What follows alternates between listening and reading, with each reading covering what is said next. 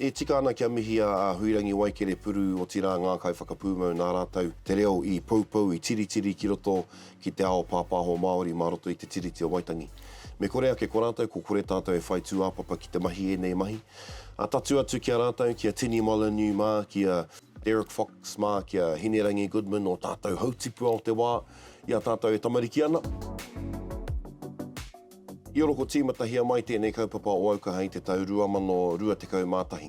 A koe nei te aonga o ngā whakaaro o tira o ngā moemoea o te momoa i a Jason Ake, i a Roihana Nuri i a Ripika Timutumu, kia whai reo ai o tātou reo irirangi Māori i roto i te ao kawe kōrero. Ko te hiahia kia waihangatia mai tētahi kauaka, e rangona ngā reo te rangona, e kitea ngā kanohi te kitea i roto i o tātou rohe. Ki au nei ko aukaha, he tohu tēnei o te tino rangatiratanga me te mana motuhake.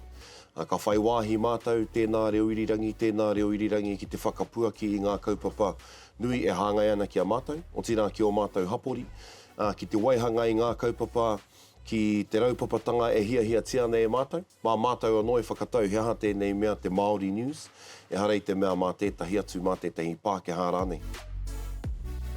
Ko te mana ko ana mata nei kia kaha ke tā tātou whakatō i te reo Māori ki roto ki te whenua haumako o te tamaiti i te kāinga.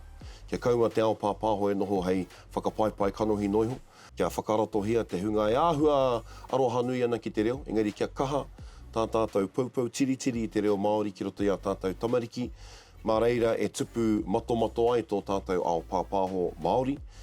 Kia kaua hoki ngā rato ngā pūtea pēnei a te māngai pāho i New Zealand On Air e huri tuara ki te hunga e kai ngā kau ana ki te reo Māori anake. Tahirau o rau reo Māori, koera taku whāinga, koera taku hiahia.